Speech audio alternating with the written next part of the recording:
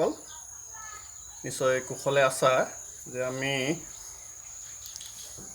এই যোৱা দুদিন ধৰি প্ৰাচীন ভাৰতীয় শিক্ষা এই পাঠটো আলোচনা কৰি আছোঁ।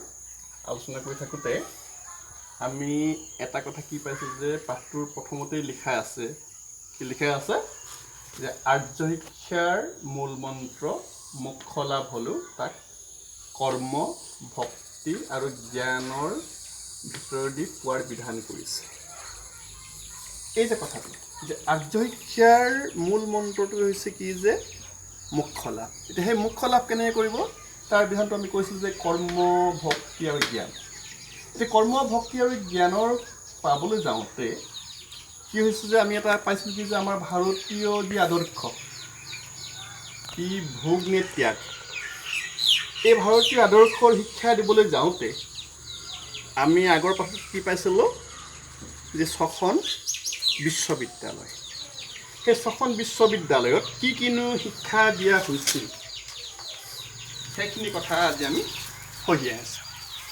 আমি আগৰ যি 6খন বিশ্ববিদ্যালয় পাইছিলোঁ আমাৰ নিশ্চয় মনত আছে কি পাইছিলোঁ যে সেই তক্ষশিলা, সিদ্ধান্যকটক, নালন্দা, উদান্তপুৰী, উজ্জয়িনী, দেৱবিহাৰ, এইখিনি নিশ্চয় মনত আছে নহয়।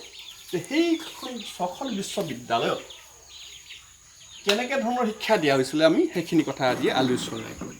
যে সেই আমাৰ ভাৰতৰ যি নেকি 6খন বিশ্ববিদ্যালয় আছিলে তাতে কি দিয়া আছিলে, ইয়াতে আছে ভাৰতৰ প্ৰাচীন বিশ্ববিদ্যালয় কেইখনত আৰ্য শিক্ষাৰ 64 কলা বিদ্যাৰ 11টা বিভাগত শিক্ষা দিয়া হৈছিল। যি সাহিত্যৰ কলা 64 কলা আছে, 64টা কলাৰ ভিতৰতে 11টা বিভাগত শিক্ষা দিয়া হৈছিলে। এতিয়া সেই 11টা বিভাগ কি আছিলে? সাহিত্য, গৃহপাল বিদ্যা, ৰন্ধন বিদ্যা, সাজ সজ্জা আৰু পোছাক পৰিচ্ছদ বিদ্যা, হাতেৰে কৰা কামৰ বিদ্যা, শিল্প বিদ্যা, বিজ্ঞান, সংগীত বিদ্যা, নাট্য বিদ্যা, শিষ্টাচাৰ বিদ্যা আৰু শাৰীৰিক ব্যায়াম বিদ্যা, এই 11টা বিষয়ৰ প্ৰতি কি হৈছিলে শিক্ষা দিয়া হৈছিলে। এতিয়া আমি এই যে যিকেইটা বিষয়ৰ ওপৰত দিয়া হৈছিলে আমি অকণমান পঢ়ি চাওঁ তাত কাকনো কি কোৱা হৈছে। এতিয়া সাহিত্য, এতিয়া সাহিত্য বুলি ক'লেনো আমি কি বুজো? এতিয়া সাহিত্য যিটো শব্দ এইটো কি হৈছে যে সংস্কৃতৰ এটা শব্দৰ পৰা আহিছে যিটো নেকি ইয়াৰ অৰ্থটো হৈছে যে মিলন।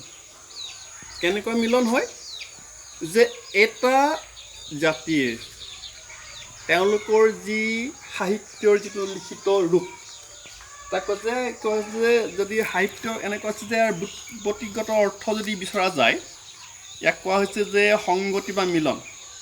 যে সাহিত্য সৃষ্টিৰ মূলতে শব্দাৰ্থৰ সংগতি। আৰু এক কথা আমি ক'বলৈ গ'লে মানে সাহিত্য হৈছে যে কোনো এটা জাতিৰ উৎকৃষ্ট চিন্তাৰাজিৰ লিখিত ৰূপ।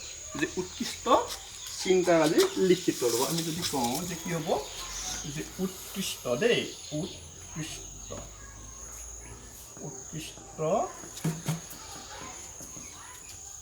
চিন্তাৰাজিৰ লিখিত ৰূপ বস আমি এইটো ক'ব পাৰোঁ যে গৃহপাল বিদ্যা যাক নিয়ে কৈছে গাৰ্হস্থ্য বিদ্যা। এতিয়া কথাটো হৈছে যে গৃহ ধৰ্মৰ কথা আছে যে কি কোনটো বিদ্যাৰ যোগেদি আমাৰ গৃহস্থই যিখিনি পালন কৰিবলগীয়া যিখিনি নিয়ম যিটো শাস্ত্ৰত দিয়া গৈছে তাক কৈছে যে গৃহপাল বিদ্যা। যাক আমি এটা কথাত আজিকালি কৈছে যে তেওঁৰ গাৰ্হস্থ্য বিজ্ঞানৰ লগত যথেষ্ট সাদৃশ্য আছে। তাৰপিছতে আহিলে ৰন্ধন বিদ্যা। নিশ্চয় আমি ৰন্ধনৰ কথা জানোৱেই। এনে ৰন্ধা বঢ়া কৰিলেতো নহ'ব, ৰন্ধনৰ লগতে কি হ'ব লাগিব যে তাক আপোনাৰ পৰিৱেশন কৰাৰ নিয়মটো ভাল হ'ব লাগিব। খাদ্য কেনেকৈ পৰিৱেশন কৰা হৈছে সেইখিনিও জানিব লাগিব। তাৰ যিটো ৰন্ধন আৰু তাৰ আনুষংগিক কাৰ্য পৰিৱেশন এই হ'ল ৰন্ধন বিদ্যা। পিছৰটো আহিলে সাজ সজ্জা আৰু পোছাক পৰিচ্ছদ। এতিয়া বেশভূষাৰ যোগেদি পোছাক পৰিচ্ছদৰ যোগেদি কি হৈছে আমি মানুহবিলাকে শুনি যেনেকৈ ধৰণৰ এষাৰ কথা আছে না আমি পাইছোঁ নাই বোলে সজালে পৰালে কি হয় বোলে বান্দৰীও সুন্দৰী। অৰ্থটো এইটোৱেই যে কেনেকৈ ধৰণৰ সাজ সজ্জা বেশভূষা কেনেকৈ কৰা হৈছে। তাৰপিছৰ কথাটো হ'ল যে হাতেৰে কৰা কামৰ বিদ্যা। যাক আমি কৈছোঁ হস্তশিল্প। যে হস্তশিল্পৰ যোগেদি কি হ'ব, যে যাক এক কথাত ক'বলৈ গ'লে মানে আমাৰ মানুহবিলাকৰ আমি এক কথা ক'বলৈ গ'লে তাক আমি কৈছোঁ কুটীৰ শিল্প, হাতেৰে কৰা কৰ্ম। তাৰপিছতে আহিলে শিল্পবিদ্যা।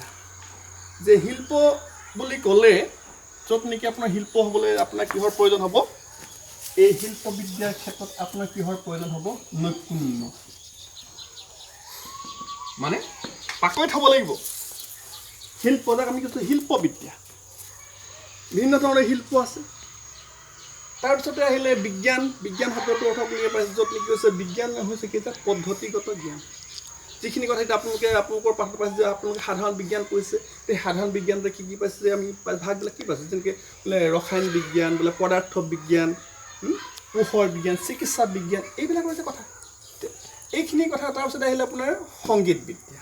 সংগীত আমি কিয় কৈছোঁ, যে সমযোগ গীত। সংগীত মানে য'ত নেকি একেলগে কি হ'ব, সংগীত বুলি ক'বলৈ গ'লে আমি কি হ'ব, য'ত নেকি একেলগে গীত, নৃত্য আৰু বাদ্য, এই তিনিটাৰ য'ত সমাহাৰ হ'ব সেয়ে হ'ব সংগীত। গীত, নৃত্য আৰু বাদ্যৰ ক্ষেত্ৰতো সেই সময়তে কি হৈছিলে, যথেষ্ট গুৰুত্ব দিছিল। পিছতে আহিলে নাট্যবিদ্যা। নাট্য মানে হৈছে কি, অভিনয়। অভিনয় কৰিবলৈ গ'লে আপোনাৰ কি হ'ব, আপুনি নাচ নৃত্য লাগিব, আপোনাক অভিনয় লাগিব। এই নৃত্যবিদ্যাৰ কথা, যেতিয়া নাট্যবিদ্যাৰ কথা। তেতিয়াৰ দিনতে কি আছে আপোনাৰ, আমি যদি নাটকৰ যদি কথা কওঁ, যে আপুনি বোলে ভৰত মুনিৰ কথা বুলি কওঁ, নাট্যবিদ্যাৰ চৰ্চাৰ কথা। ইয়াৰ পিছতে আহিলে শিষ্টাচাৰ বিদ্যা। যে শিষ্টাচাৰ বুলি শব্দটোৰ অৰ্থ আপোনালোকে আমি জানেনে, আমি শিষ্টাচাৰ কাক কৈছোঁ, কাক কৈছে, যে ভাল কথা, ভাল মাত, ভাল ব্যৱহাৰ, তেনে আচৰণকে বোলে শিষ্টাচাৰ। গতিকে আমাৰ ভাৰতীয় দৰ্শন কি হৈছে, যে সদায় ছাত্ৰসকলক যে মাৰ্জিত হ'বৰ কাৰণে শিকাইছে। আৰু যিটো কথা আমি পাইছিলোঁ নাই, যে এটা বিশ্ববিদ্যালয়ৰ কথা হৈছে, যে নালন্দা বিশ্ববিদ্যালয় 700 বছৰত বুলি কি হৈছে, তাৰ বাহিৰে ভিতৰত থকা 10,000 ছাত্ৰৰ কোনো অসৎ আচৰণ নকৰিছিলে। এই যে কথাটো শিষ্টাচাৰৰ কথা, তেতিয়াহ'লে শাৰীৰিক ব্যায়াম বিদ্যা, তেনেকৈ শৰীৰ চৰ্চা, যে আপোনাৰ এটা সুস্থ মন থাকিলেহে আপোনাৰ কি আপুনি বৌদ্ধিক মানসিক চৰ্চা হ'ব আপোনাৰ। গতিকে কি হৈছে, সেই সময়তে শৰীৰ বিদ্যাৰ কথাও কৈছিলে, যে আমি এটা কথা পাইছোঁ বোলে দেহা থাকিলেহে বেহা। গতিকে এইবিলাক শিক্ষা কি হৈছিলে, এটা সময়তে দিয়া হৈছিল।